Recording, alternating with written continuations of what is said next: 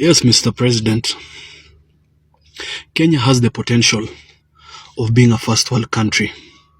Kenya has the potential to be a developed country. On that one, we agree with you. But one thing I shall not agree with you is achieving that with you at the helm. That will not happen. Let's call a spade and not a big spoon. And let us not sugarcoat things just to massage your ego.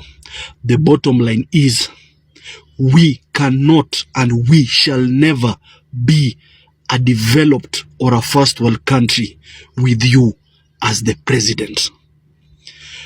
3 years into your rule, the demerits are more than the merits.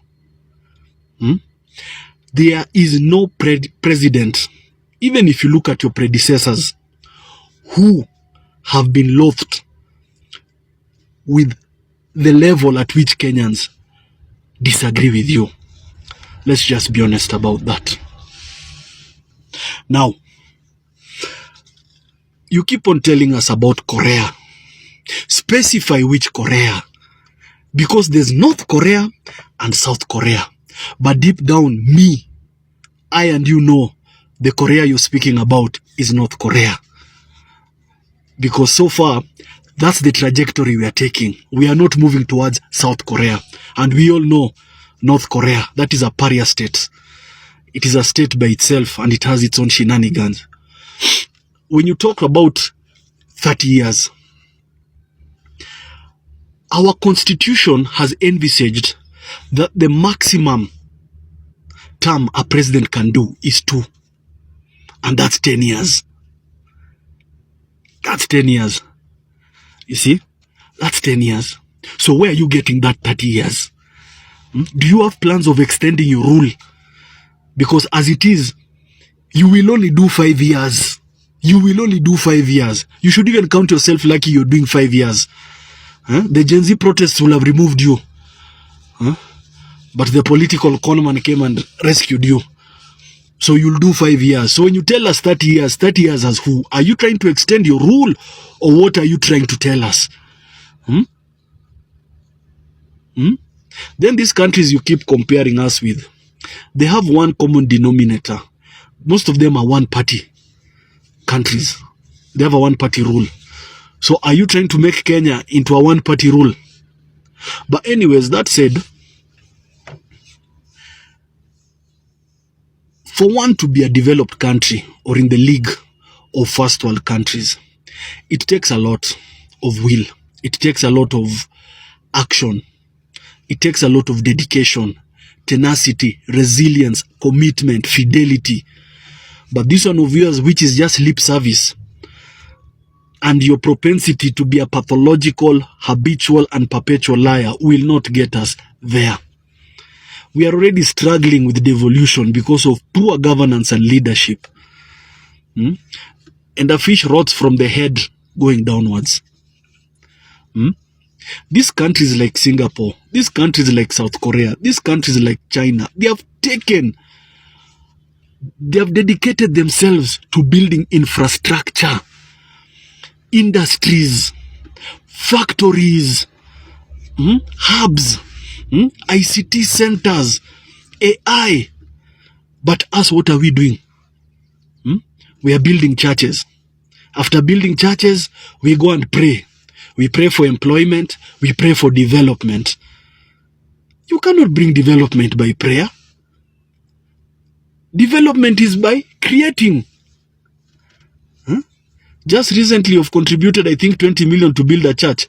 Why are you not building a hospital? Why are you not building a factory that will create employment, that will increase the GDP of this country? And yet you want us to be like these other people. Come on. You yourself, you've been ranked as one of the most wealthiest presidents in the world.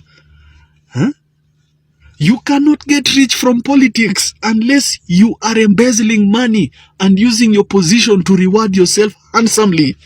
Let's just be honest. Let's just be honest. If you are in Singapore today, if you are in China today, if you are in South Korea today, we'll have been talking past tense. You'd either be rotting in jail or resting in peace somewhere. But this is Kenya. We have a long way. You know, we may have begun to live with the fact that we elected a pathological liar, a megalomaniac, and a kleptomaniac. But the advisors and confidants of a controversial PhD holder should not let him for a minute imagine that he fits the profile of great men and women who built economies of countries that we admire today. They should remind him that he is nothing close to the Deng Xiaopings of China, the Lees of Singapore, or Park Chung-seos of South Korea. If anything, they should tell him the truth. Maybe they should tell him that he represents the face of oppression and suffering, that he's a thief and also a conman, and that is what Kenyans feel about him. That as long as you do not fit the profiles of great men and women who steered their country to first world status, then you do not have the ability to steer a country to first world status. If all you've done ever since you clinged to power was to ensure that Kenya got worse in terms of corruption and ranked 32 out of 100 in the Global Corruption Score Index, you do not deserve to be in power. That is the kind of truth that the advisors need to tell our PhD holder.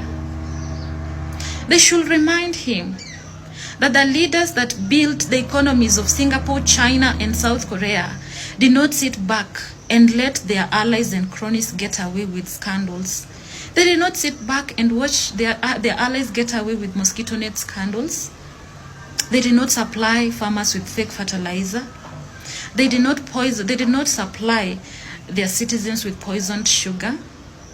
And they did not allow their cronies import cheap oil, double the price, and make Kenyans suffer high cost of living, especially for food products. That is not the profile of somebody who wants to steer a country to first world, status. That is not it. Plan. So they have a 30-year-old plan for them to economically empower themselves. That's a 30-year-old plan. The Kenyan people are not in that plan. Because if they were, the policies that they're coming up with, you'll be seeing the impact. The manner in which they are governing, you'll be seeing a difference. But if the same person is superintending over an administration that pays a mud thatched house in Mandera 20 million Kenya shillings in shift share, yet Mandera Provincial Hospital, Sub-County Hospital, is getting a pitiable sum.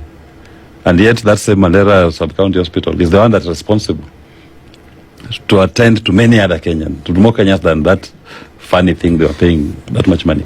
So the design of the governance structure that they have itself is telling you they are not on any 30-year plan to make Kenya great. They are on a 30-year plan to make themselves individually great. These are all just philanderers. They are purveying, they are stealing from the Kenyan people, and they have no iota of intent to improve the lives of the. So guys, history yote tunajina tukiambia chukua kura na hamski. There's something I've seen, there's a meme I've seen, and it has worried me. It has worried me and it has moved me. And I want us to read that meme together. Ndio kama wewe uko hapo na haujachukua kura na unateredia. Kuteredia ni kuprocrastinate. Unasema nitachukua kesho, nitachukua next week. Wacha nikuonyeshe hii kitu. Here is the meme. Atichukua kura tusirudi street kupigwa risasi tena. It's like you people forget very fast. Kenyans tunakuwa na shida ya kusahau haraka. Attention yetu inabebagwa kama ya nzi. Hivi kitu kipita hivi usha shift your attention. Ingine kipita hivi usha sahau hii ya huku. Tulisema may we never forget. And I hope you are still not forgetting.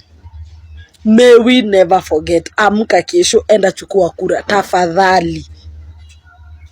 Anyway, one time during the swamp, kindly follow me on Instagram and Facebook and register as a voter if you haven't. Okay, so if you didn't know, you don't have to go home. Wale wana prefer kuvotia nyumbani ushago up country ndio register kama voter. Hapana. You can just go and register as a voter where you are, the closest IBC office, and just, say I want to vote A, B, C, and D. And watakuregister as a voter in wherever polling station you want, in whichever constituency unataka. So si lazima upande gari uende ushago ndio uregister. And as always, me wanna encourage people around me, vote where you live. Like kama unaka Juja, vote Juja. Si lazima upande gari uende Kitale, wewe vote to Juja, you know, cause for the next couple of years uta spend your life huko, ni policies za huko, ni barabara za huko, ni vitu za huko zitaku affect. So you don't need to, you know, plan to travel so that you can vote.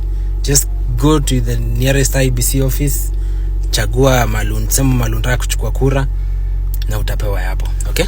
Mr. President, let's be honest. You're the only one still bringing up tribalism like it's 1990. We're not fighting over tribes. We're struggling with joblessness, high taxes, police violence, and broken promises. Every time we speak up, you throw in tribal lines hoping we'll look the other way. But guess what? We won't. We're Gen Z. We've got receipts, internet, and zero chill for bad leadership. We don't care what tribe you're from. If you're not serving the people, we'll say it loud. Stop using tribalism to cover failure. It's tired. It's weak. Fix the economy. Protect our freedoms. Respect the people. We've moved on. Maybe it's time you did too. Hi Kenyans, mi sina maneno mingi. All I want to say is Ruto must go. Like yesterday. Bye. Ati black chocolate ni fine melanin bana kutoka nikapate. Kanapenda kenye mi wanapenda, so kanapenda toto chupa na haga nono. Madam na kudai, umedunga mini na unapenda mangwai. Una dance fit, unawacha nikismile. Ama niko high, jua lies even nice. Kono moja mbele, gine yende rembe. Paila, yoni. Enyewe, Ruto must go. Enyewe, Ruto must go. By the way, Ruto must go. Enyewe, Ruto must go. Wash fire, Ruto must go. Enyewe, Ruto must go. By the way, Ruto must go.